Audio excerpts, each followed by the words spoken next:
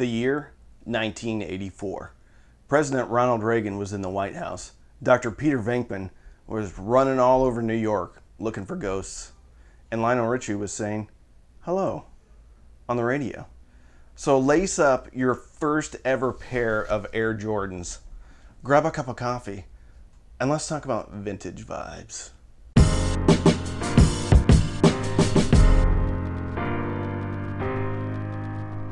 So, I'm Randy from the Cheap Audio Man, and if you've never tuned in for any of my terrific reviews of hi-fi gear, consider subscribing, consider liking the video, and turning the bell notification on. Today we're talking about the realistic STA2500. It's one of their receivers from 1984. Radio Shack, realistic.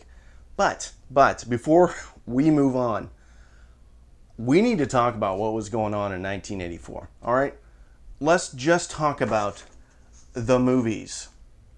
Ghostbusters, Beverly Hills Cop, Indiana Jones and the Temple of Doom, Gremlins, The Karate Kid, Police Academy. Now, these aren't like in order of like how they did. Footloose, Star Trek 3, The Search for Spock, Purple Rain, which he was also on the radio. He as in Prince, Splash, The Bachelor Party. I think Tom Hanks was in that. The Terminator. Not only The Terminator, but Conan the Destroyer were in theaters the same year. Arnold Schwarzenegger doing pretty good. Friday the 13th, Part 4, the final chapter. Apparently no one got the memo over at Paramount. I think it was Paramount. How I know it was Paramount is pretty terrible. Starman, Dune, and then Conan the Destroyer. Okay, it was Paramount. I got it right. That is the level of useless information that is floating around in my brain. I remember which movie studio distributed some of the Friday the 13th movies. Okay? All right, let's talk about songs in 1984. All right? These are even better. Owner of a Lonely Heart by Yes. Karma Chameleon by Culture Club. Jump by Van Halen. Footloose, Kenny Loggins, makes sense. Against All Odds, Phil Collins. Hello by Lionel Richie. Let's Hear It for the Boy by Denise Williams. I don't know. Time. I feel like it's a typo, but I literally copied and pasted this, the way they spelled Denise. Okay. Time After Time, Cyndi Lauper. The Reflex, Duran Duran. And When Doves Cry by Prince, who also happened to have the movie Purple Rain. And if anybody's actually watched Purple Rain, I would challenge you to try to watch it from the start to the end. You don't need to go through the credits. Just watch the whole movie and see if you can make it through. See if you can ask yourself, why didn't Prince get the Academy Award for Best Actor? Or why didn't that film win Best Picture? So, two things. One, vintage vibes. I'm not in love with the title. If you have recommendations or suggestions, put them in the comments below. Okay, we're going to talk about vintage gear. Okay, so vintage vibes, that's all I came up with. Two, my girls, it's the weekend and the girls are playing around outside my studio, which is actually my office. So if you hear them, you're going to have to ignore them because it's not going to get any better than this. We bought 40 feet of Hot Wheels track, and the Highway Planning Commission did not think about access in and out of the kitchen, so that has caused some problems here right around the studio because of the Hot Wheels tracks. Radio Shack history. All right, I'm not going to get into all of it because a lot of it's boring stuff about being bought and sold and other things like that. But Radio Shack started in 1921 by two brothers who wanted to create a store that sold products, pieces, parts for ham radio. And the name Radio Shack came from the little area where the ham radio would be on a ship. Radio Shack. They started out with one store in downtown Boston and a mail order service that completely concentrated on ham radio products.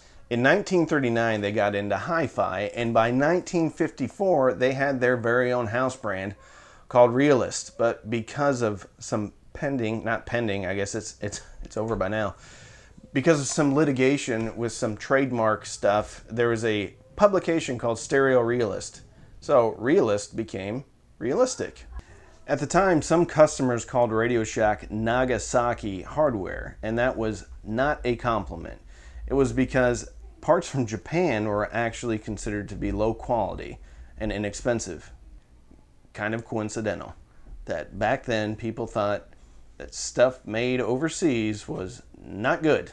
I think anybody you ask today, though, would consider that receivers made in Japan at the time were the best that you could get. Radio Shack had grown to have stores all over, had a very good mail order business, but by the 60s, they weren't doing great, and Tandy Corporation bought them. And the building's actually downtown Fort Worth. It's not, Radio Shack obviously isn't there anymore, but that's where they used to be. In downtown Fort Worth, very nice building. I think there's a college in it now. All right, a couple more weird facts, or not weird, interesting facts about Radio Shack. After they got bought by Tandy, somebody, and I guess it was a really good idea, came up with the idea of a battery of the month club.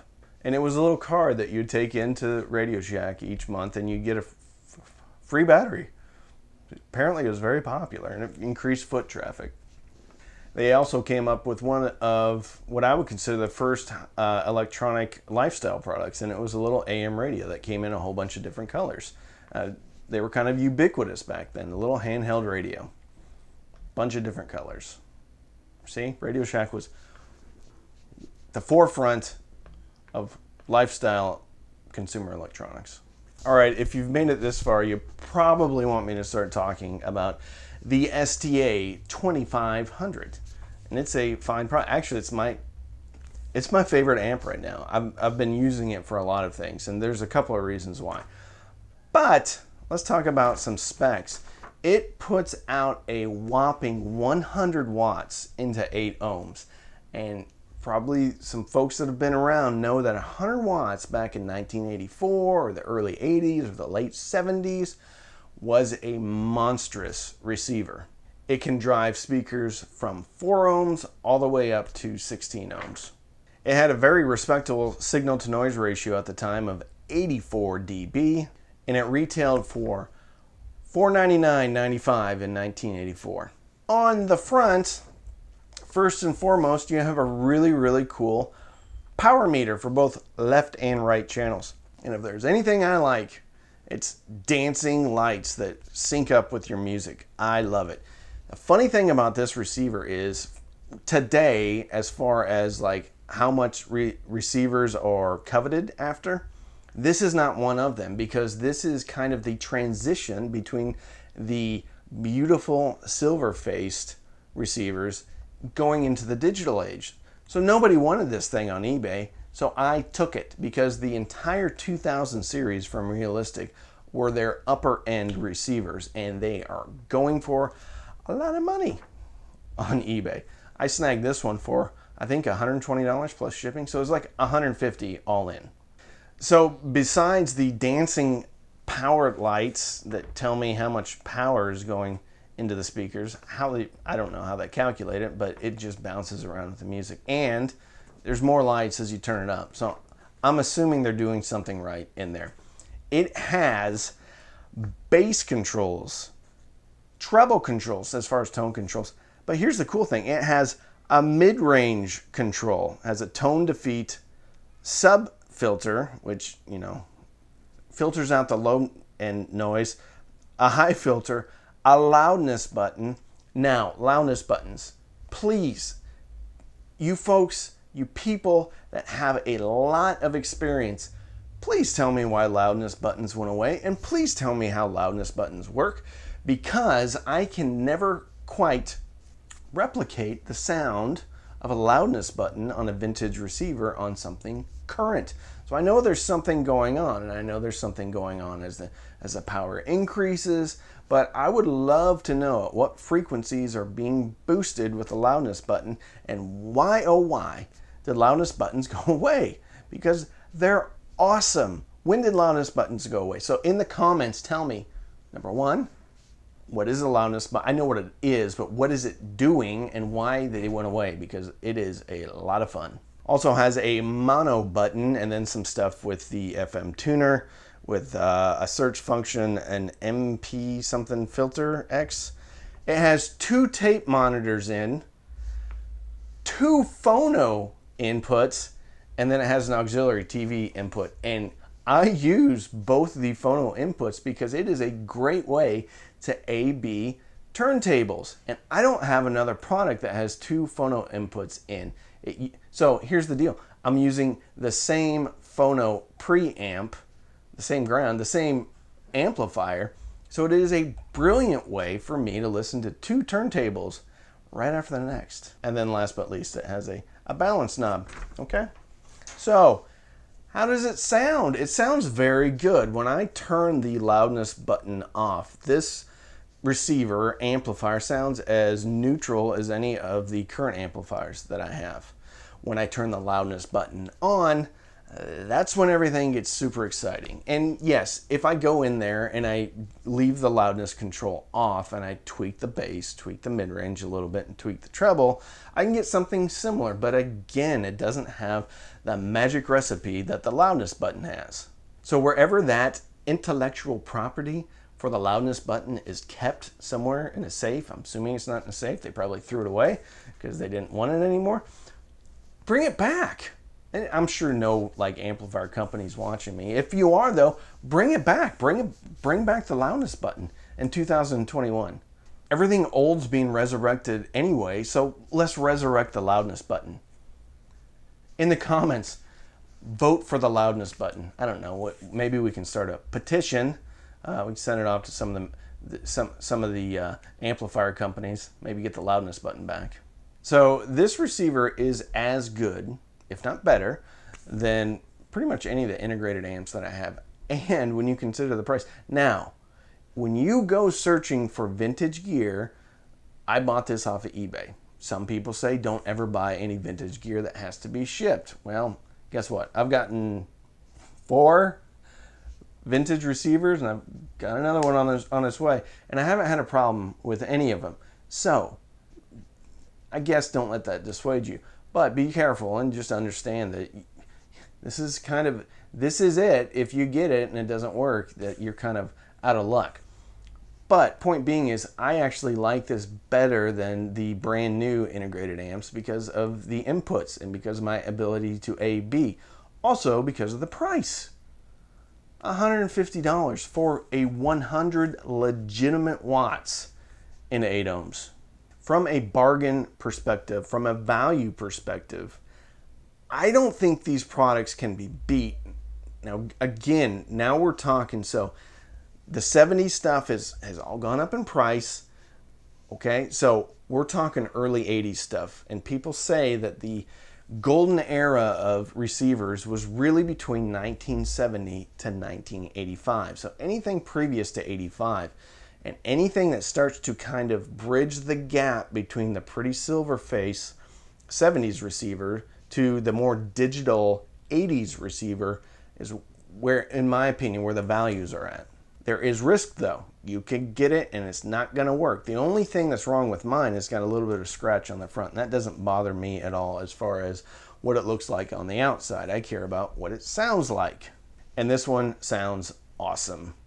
So, as far as realistic goes with their model numbers, anything that's got a 2000, so 4 digits with a 2 in front of it, that was their top tier. Below that was the 800 series. Also pretty powerful. I think those were around 65 to 85 watts. Those, so take a look at those too if you need the power. However, even the low power, the lower cost realistic receivers sound great, have the loudness button. They don't have mid-range controls and they don't have nearly the inputs that this one has, but I think they all sound great and they can be had at a decent price. I was also able to find my first ever receiver that I had as a kid, and I snatched it up, and I think like $50 plus shipping, so I think 75 all in. Now it's very low powered. I think it's only 11 watts per channel.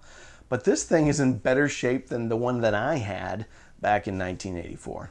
Vintage electronics are a risk, but what you get from them from a enjoyment perspective, if you're me or my age, maybe a little bit older, it's kind of a walk back through memory lane with your brand new Air Jordans that just came out that very year, who my brother got a pair of, and that was like the first sneaker that was over $100 that I ever heard about in 1984. And I don't know what deal he made with my parents, because we weren't rolling in dough. We were farmers in Nebraska. Whatever deal he made or brokered or negotiated, and quite frankly, it's kind of ironic because he does that for a living now. He negotiates. So anyway, that maybe that was his first deal, negotiating for their first ever pair of Air Jordans. They were white and red and black, and apparently not even a good pair, like a pair that is worn out, is worth a lot of money. Vintage sneakers apparently is a huge thing now. Anyway, after they got worn out, they became farm shoes. I still remember they were on the bad shoe rack in the garage, covered in mud and other farm stuff that sticks to your shoes. So that's where his 1984 Air Jordans were. Who knew? Who knew that they were going to be worth so much money? So vintage electronics, I say go for it.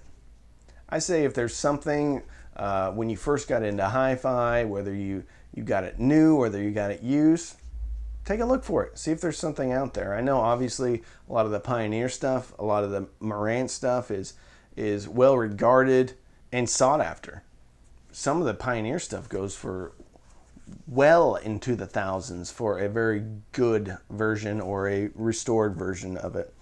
I do have a Pioneer coming, but there's a lot of other brands out there. Fisher, Kenwood, Nico, Sansui. Sansui's are pretty expensive though. Marantz, Pioneer. There's a bunch of them. So whatever you had growing up, think about it. Think about when you walked through Montgomery Ward's, when you walked through Radio Shack and you were in awe. If you were anything like me, I would go through these department stores. I would walk through Radio Shack and just look and covet the stuff that I couldn't get because I was a poor kid. You know, I didn't have 2 nickels to rub together. Think about it though. Go see what you can find. And even if it's beat up, even if it doesn't work that good, there's people that can fix it, or maybe you can fix it yourself. And if our true goal in life is to enjoy music, why not enjoy it through something that when you look at it, it brings back so many memories? You can listen to Lionel Richie, Phil Collins, Cyndi Lauper, Prince. You can listen to it through your receiver of the same vintage and fill your soul with happiness. So don't binge watch anything. Binge listen. Go on a quest for memories, a quest for your musical enjoyment. Go find it. It's out there. I found it. I've found it more times than I probably should have found it. So, until the next episode of Vintage Vibes, again, we're workshopping the title. So, in the comments, let me know what it should be called. Until the next episode, keep on listening. Maybe go find yourself a fun system from when you grew up. And with that, I'm Randy. I'm the Cheap Audio Man.